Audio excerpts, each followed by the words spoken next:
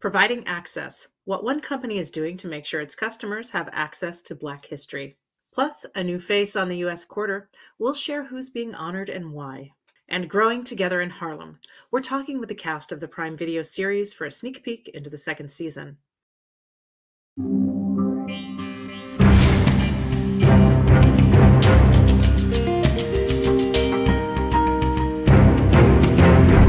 Welcome to Advocate Today. I'm Tracy E. Gilchrist.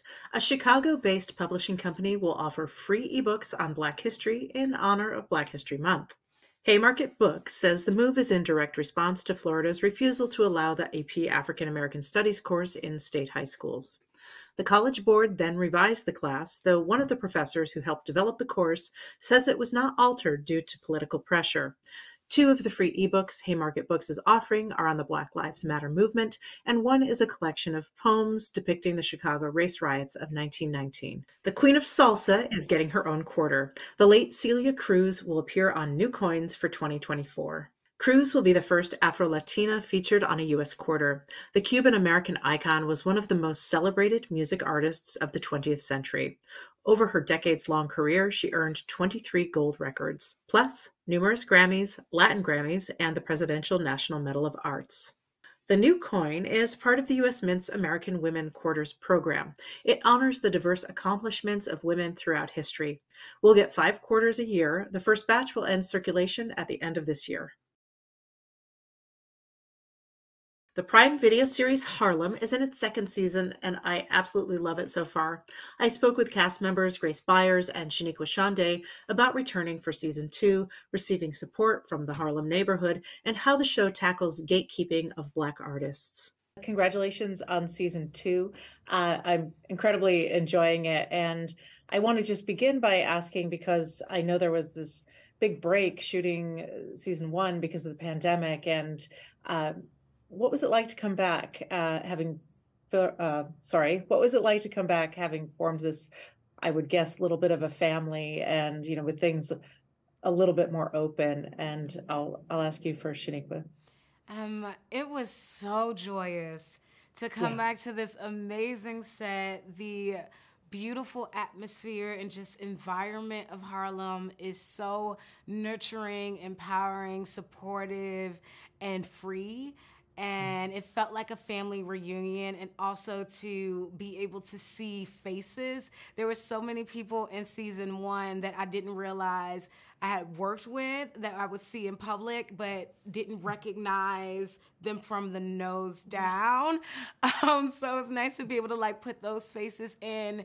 And then also it felt like having a little bit of a cheat code to have the season 1 readily available to watch and study and see, because it's different shooting it on set as to what's actually chosen. So you get to learn about the nuances of your character all over again. I'm like, okay, how did they choose the response? How does she respond now? How do they respond to each other in wanting to pick up on those things again and then build on them as well. It was really fun. The break made it a little difficult because we were starting to develop these characters that we had to kind of build from the ground up. And so it took a moment to be like, what were we like, what space was that we were in? Because it was literally a year that we had that break, and we were on a roll when we were first starting. We're like, yeah, okay, we know where these characters are going. So it took a moment to find that energy and essence again. But once we did, which it didn't take any time at all, really, I thought it would, but once we really did, it was so wonderful to get back into the driver's seat there and to keep creating. I think what's interesting about Angie is that she is where she is professionally because of gatekeeping. I think she's an artist, and she's not allowed to do the thing that really moves her. And I wonder if you would speak to that piece of Angie's story. I think really what Angie is battling with the most is knowing what her purpose is, but not being able to express that and live it fully. And I love that you mentioned gatekeeping, because it's something that I haven't heard people speak about with Angie a lot, is that she has this style and idea of how she wants to sound and wrote her own music, but it wasn't approved by the people on the radio and the people at her label, and she wasn't really given the chance to even do a follow-up to it. And Grace, Quinn has had this really beautiful coming out story, a really thoughtfully written and kind of encompassing story. And we still don't see much visibility for Black bisexual women, especially on camera. And would you talk a little bit about being able to put that out in the world? In life, as you are exploring your own identity and you're seeing how that lands in the different facets of your own being, I commend Quinn on her bravery.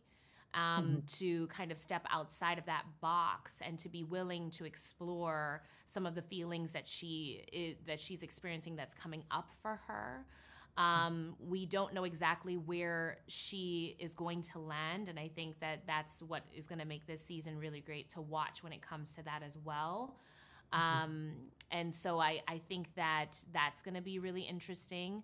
But I think that many times we don't give ourselves the permission to fully explore all aspects of our identity, whether that is, in the work realm professionally, or in your personal relationships, or in your relationships with your family, or in this case, even in your sexual relationships. And so I think that there's something really risky and different for Quinn to do that. And so I think that's really important to normalize risk taking if it speaks to the deeper parts of who you are. Yeah, wonderful. Thank you for that. And then Shoniqua, something I love about Angie and about the show is this kind of sex positivity. And then of course, Angie, when Quinn has, first slept with Isabella, Angie is so supportive and wonderful. And of course that speaks to friendship and all, but would you talk a little bit about the sex positivity in the series? Angie is just so free and so empowered that she would never succumb to the ideas of what sex should be like for women in society.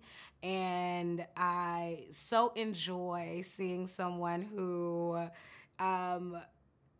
really just lets her desires flare. I'm not personally as free as her, but I love that she's not judgmental of herself or others at all. I think she's just so, I didn't realize how supportive Angie was until really in season 2, in that moment with Quinn, and like hearing and seeing her just be able to not only like live her truth in her sexual identity and explore it as a form of comfort when needed, but also not have it become something that is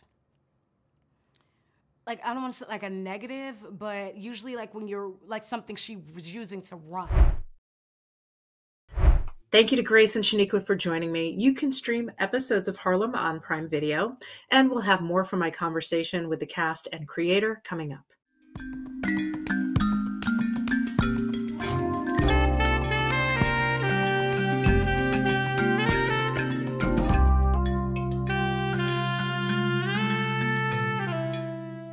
We're celebrating Black History Month by honoring those who paved the way. Today, we recognize author Lynn Harris. Harris grew up in Little Rock, Arkansas, and worked as an IBM executive for 13 years before writing his first novel, Invisible Life. He weaved stories of pain and passion about African Americans in modern society. His works also provided a glimpse into the everyday lives of gay and bisexual Black men. Harris went on to publish 11 novels, and 10 were on the New York Times bestseller list. Thank you for joining me for this Advocate today. Our mission is to advocate for all with our content and coverage.